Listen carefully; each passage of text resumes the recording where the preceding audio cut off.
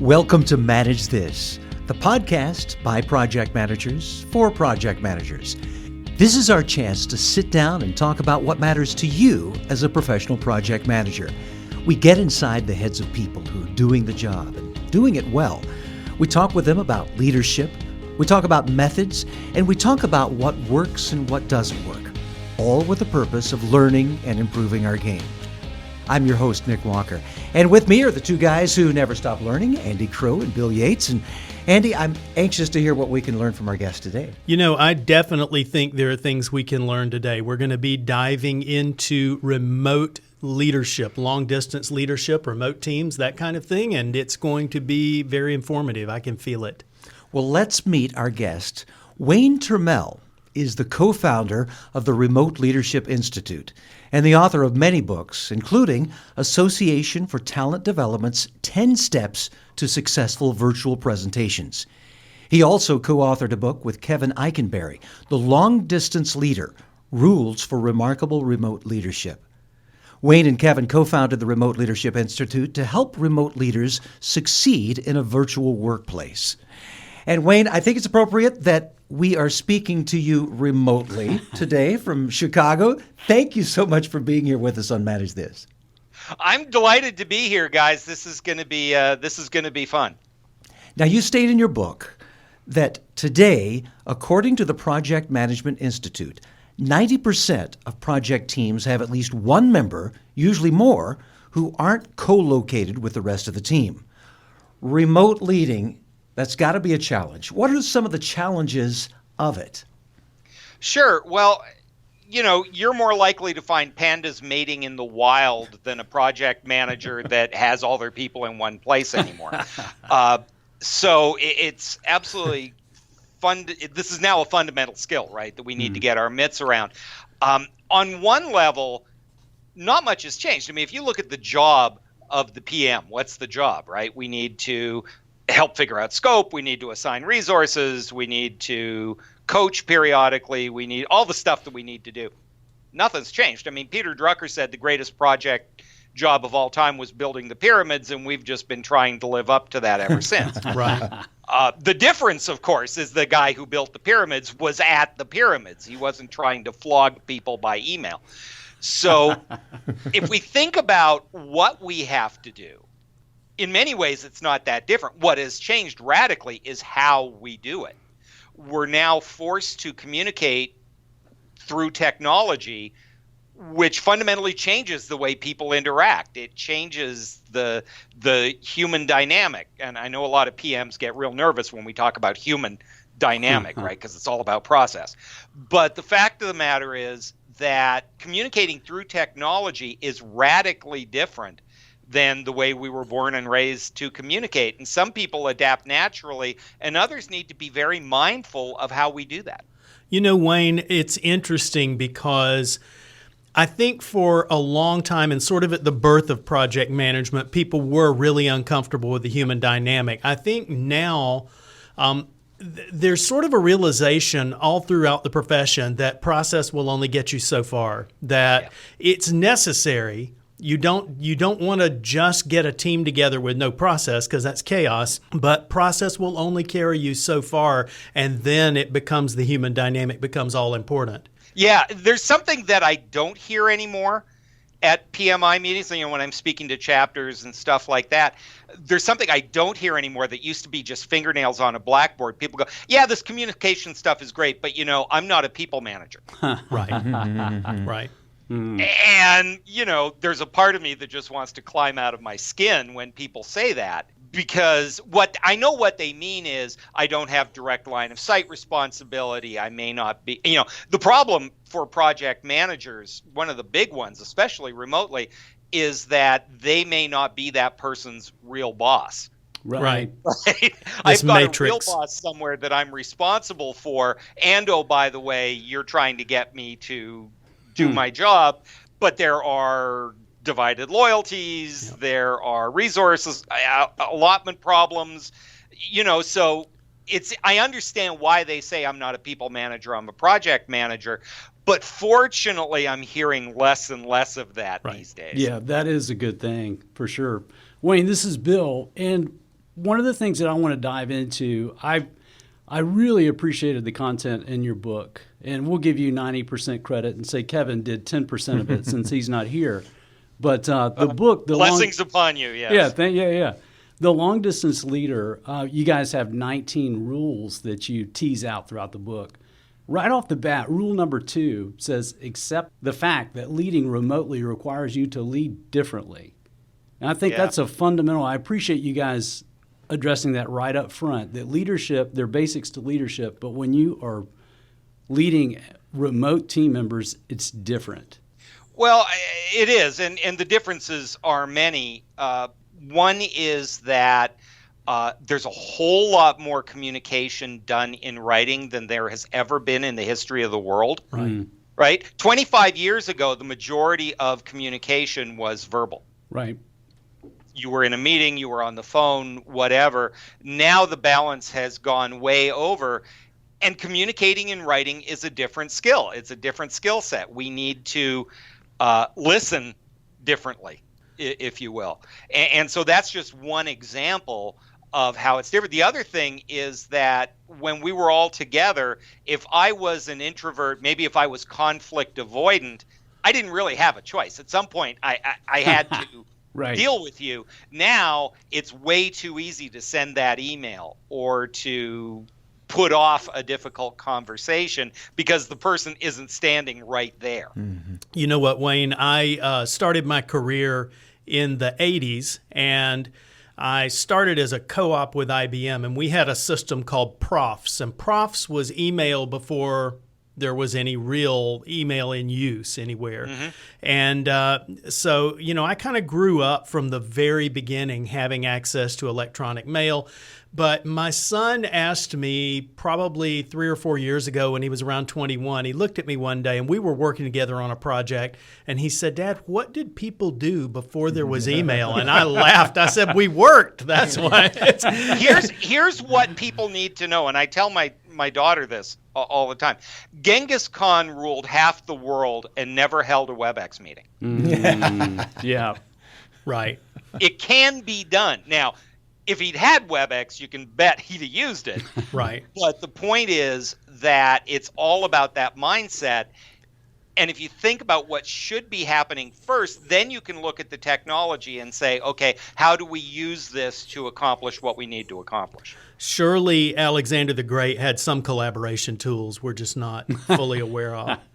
Hey, well, yeah, he actually sent people running from one place to another. That's right. So I've got a question for you, and this is sort of just a level-setting question.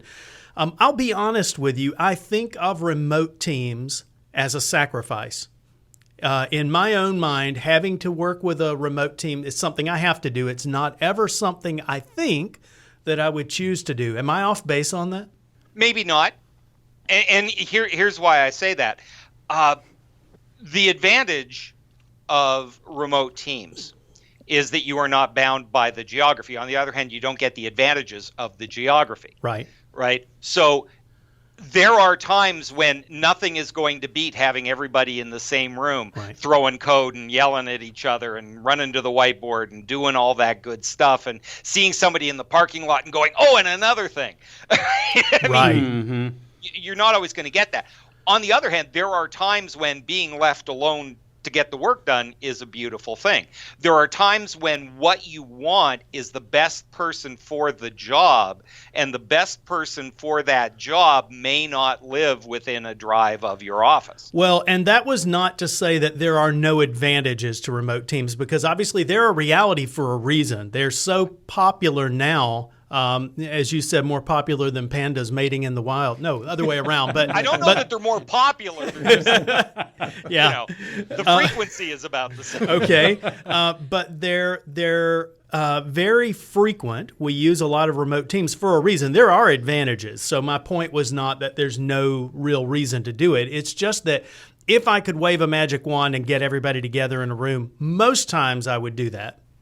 I think that the problem is when we think about remote teams, we decide it's either or. Right. Either we have a remote team or everybody works together. And, you know, there are a lot of people who work remotely, and it's some bean counter's decision. I mean, they went, we just spent $50,000 on WebEx licenses. We never have to buy a plane ticket again. Right. Mm-hmm. And the answer is no. There are times when you want everybody together. Not all teams are virtual all the time. I mean, plenty of us use hybrid teams where folks supposedly work together, but they're working from home 2 days a week or something like that. So, we need to go back to first principles, which is what's the job that needs to be done and what's the best way to do it. Wayne, quick question on that. Some organizations have pivoted completely to, okay, no more remote working. We're going to bring everything back in-house. We want everybody back face-to-face. Some examples, IBM, Yahoo, you guys bring that up in the book. Why do organizations struggle? What have you guys seen that led them to make that decision? Yeah, I know that none of us have ever worked for organizations that made a decision, made a big splash about it, and then decided it didn't work. I know that's very rare. It's only in the movies. What happened in both those cases is that nobody planned for the work to be virtual. It just kind of worked that way. People started working from home, and they liked working from home, and soon they were working from home more than they were working there. And then it became a perk. Hey, we'll let you work from home. Or so-and-so's husband got transferred, and so we still want them on the team, so now she's going to live in Denver. There wasn't really a plan around it, and so the teams kind of scrambled to make it work, and then they found what was really common. This is the single most common challenge when teams are deciding, do we work together or not? What kind of work do they do? Harvard Business Review showed that people who work from home get more done. If you look at task completion, if you look at checking stuff off your list, they get stuff done. One of the reasons is they're not interrupted, they're allowed to focus, all that good stuff. But the downside of that is they become very focused on their task, their work, what's in their span of control, and work that requires input and output from others, brainstorming, collaboration, those types of things tend to suffer. They don't have to, but they tend to, unless you actually get active about doing something about that. And, if you've ever been on that conference call where it's like pulling teeth to get a contribution from people who can't shut up when they're in the room together, you've experienced some of that. That's true. Wayne, again, I talked about how powerful the book was. You guys have some great stuff. You continue to do that, by the way, by all means. That's okay with you. The long distance leader, you guys start out with really building, foundationally, this is what you need to do as a leader. Now, let's pivot and talk about, as a remote leader, what are some of the unique challenges you have? What are the tools that are available to you, and what do you need to keep in mind? One of the things that I found fascinating was a chart in, I think it was in chapter 12, and you guys, there are two axes, there are two different data points you're looking at: richness of media and scope of media. So you have scope of media on an x-axis and then richness of media on a y-axis. I think I know where you're going there, but just walk us through that. Just kind of use your hands so we can visually see what you're saying. Yeah, sure. Here's what happens. We have to get the job done with the tools available to us. Very few teams actually don't have enough tools to get the job done anymore, right? The challenge is that we don't always leverage technology the right way, and there are two reasons we don't do that. Number one is we have preferences, and we don't always use the right tool for the right job. The second challenge is that even if we have the tools, as anybody who builds software knows, 80% of people use 20% of the features. Right. So let me give you a really simple example. Richness is you and I having a cup of coffee. We're sitting there, we're eyeball to eyeball. I say something, I can see the horrified look on your face or the body language or whatever it is. Questions don't fester, right? You can ask the question right away. Conversation flows easily. We're getting the verbal, the nonverbal, all that good stuff. Over that is great. It's not always practical. You can't always have one-on-one conversations with everybody, right? Email is an example of scope. 100 people can get the same message at the same time, but it's not terribly rich. Yeah. Right? All you get is the data that is transferred in that email. We don't know if they interpreted it correctly. Half the time, we don't even know if they read it. We may not realize that they misunderstood until it was way down the road, or the gossip starts, or people freak out, and you realize, oh, I didn't say that the way I wanted to. Right. But everything else falls on that axis. So let's take a tool like, I use WebEx generically, like people use Kleenex, but Skype for Business or any of these types of tools. People say, oh, we don't use it. Well, why not? It's got a webcam, it's got a whiteboard, it's got screen sharing, it's got annotation tools that you can do. Oh, we don't use any of that stuff. Well, okay. And they say, well, our meetings aren't as effective as in person.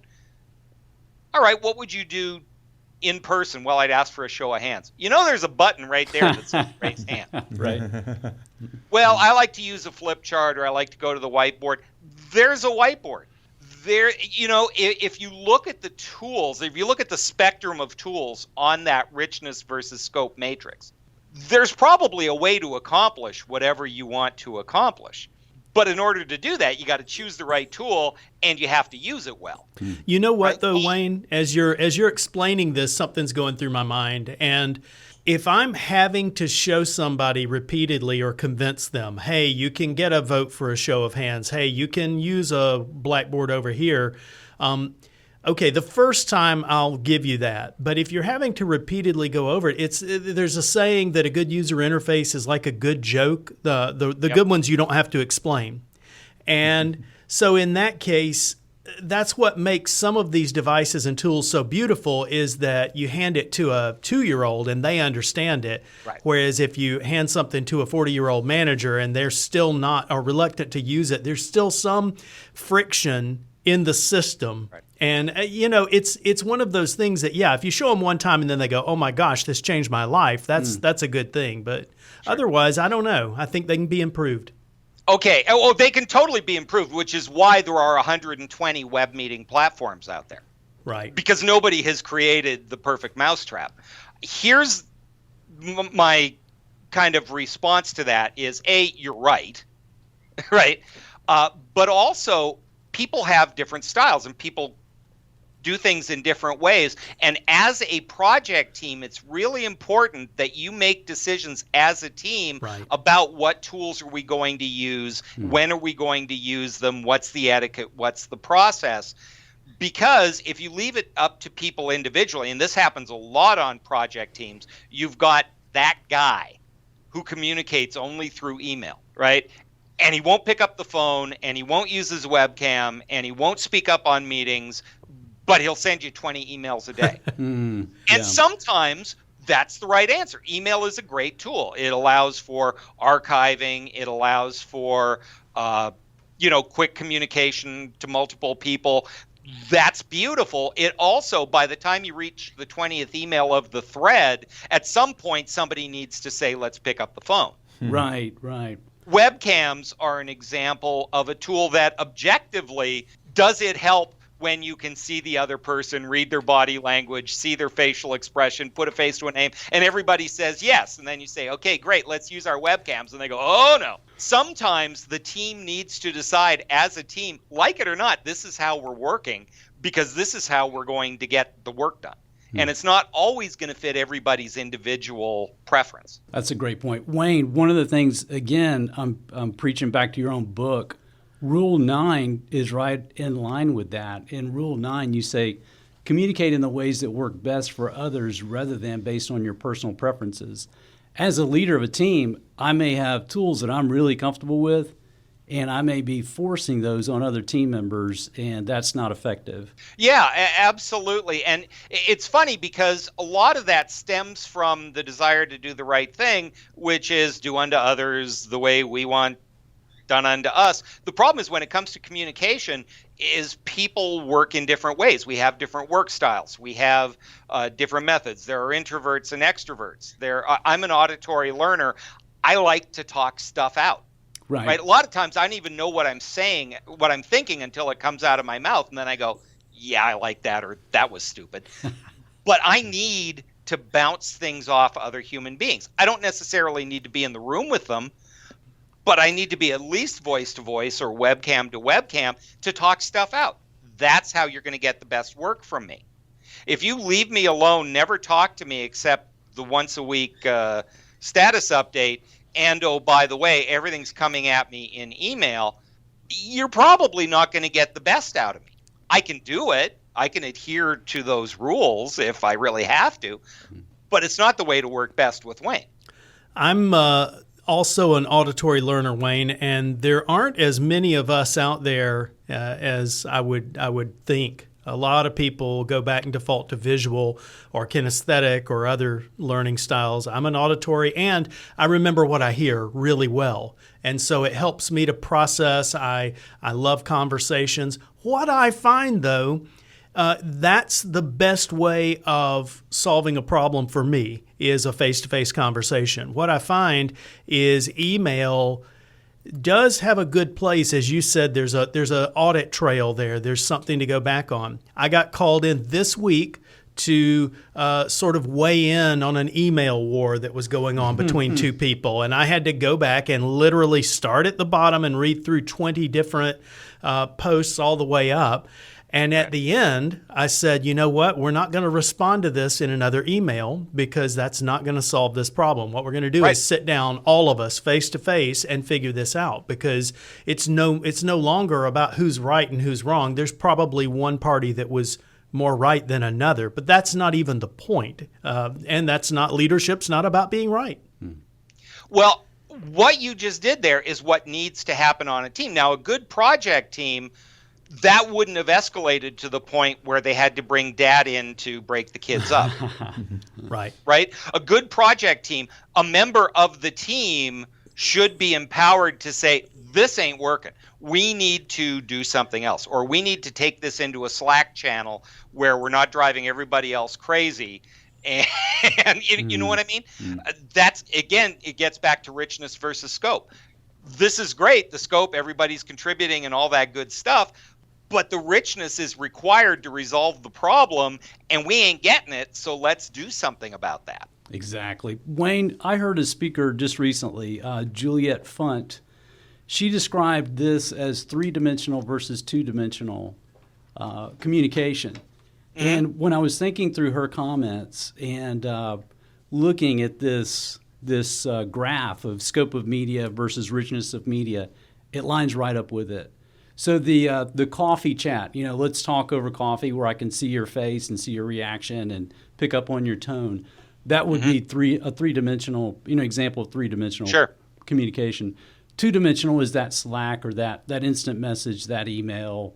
Maybe I'm texting you. So there you don't get my tone. You don't know if I'm kidding around or if I'm really upset about something. And so her point was many mistakes that she sees in communication. She's the CEO of an organization called White Space at Work. And she said it in her organization, the companies that they work with, they see many communication mistakes where they're using a two-dimensional method for a three-dimensional problem. And so when I look at your graph, how do you coach team members to know what's the appropriate method to use when?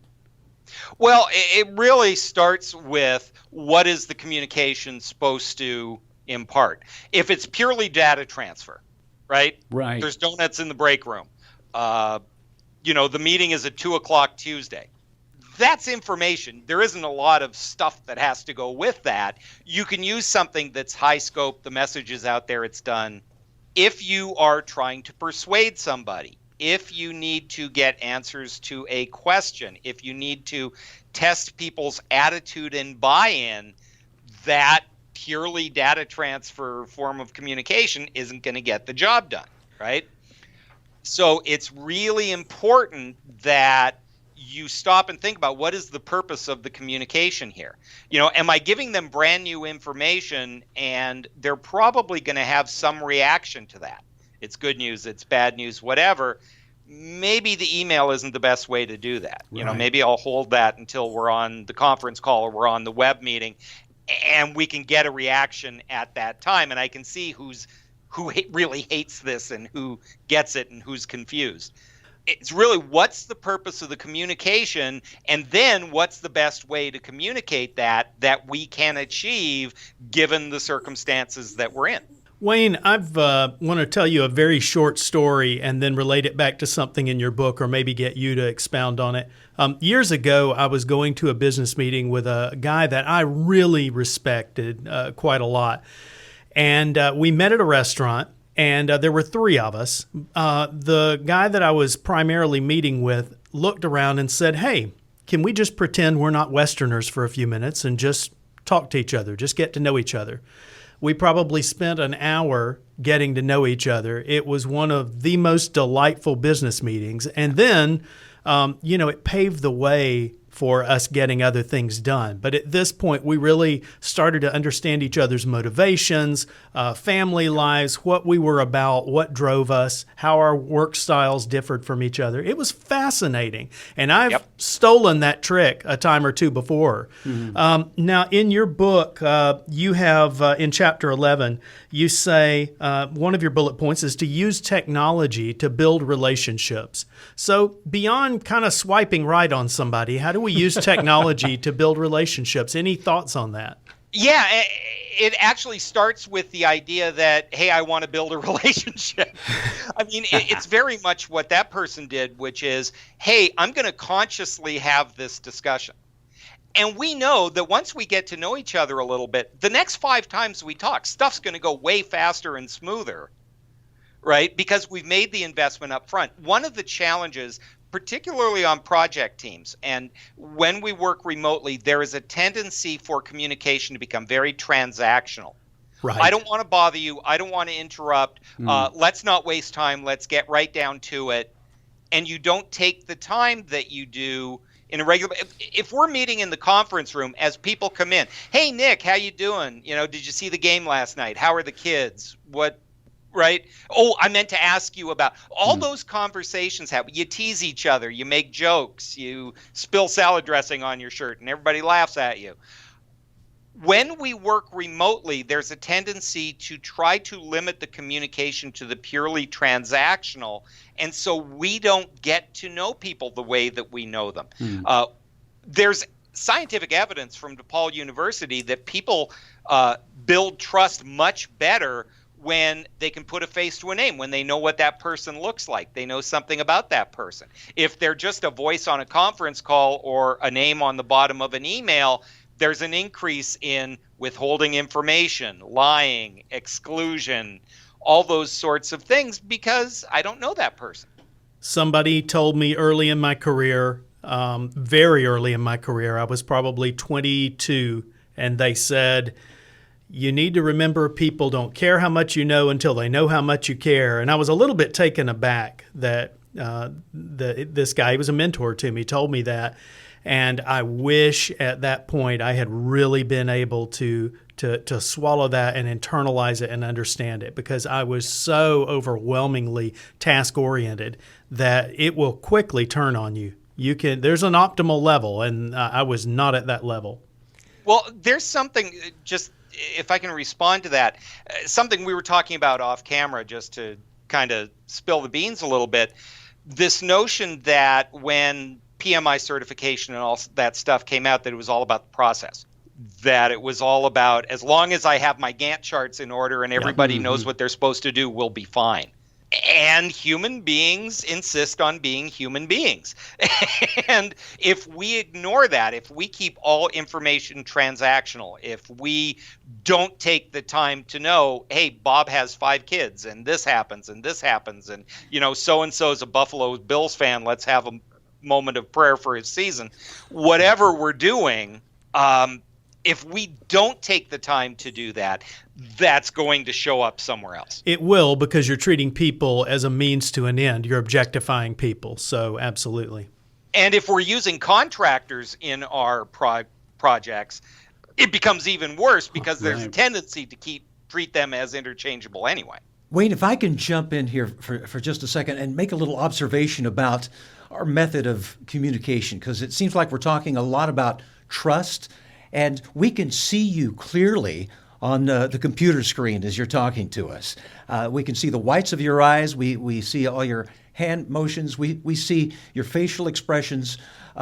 You have built our trust by what we see. However, you're seeing us in a much wider shot. There are a whole room full of people here. You're seeing each of us. You don't have the same visual connection with us. So while this is a wonderful tool, it seems like it's a little bit of a one-way tool, perhaps, in some ways. I would challenge that. And here's why. Andy has no problem butting in and contributing and saying, hey, wait a minute, hold on.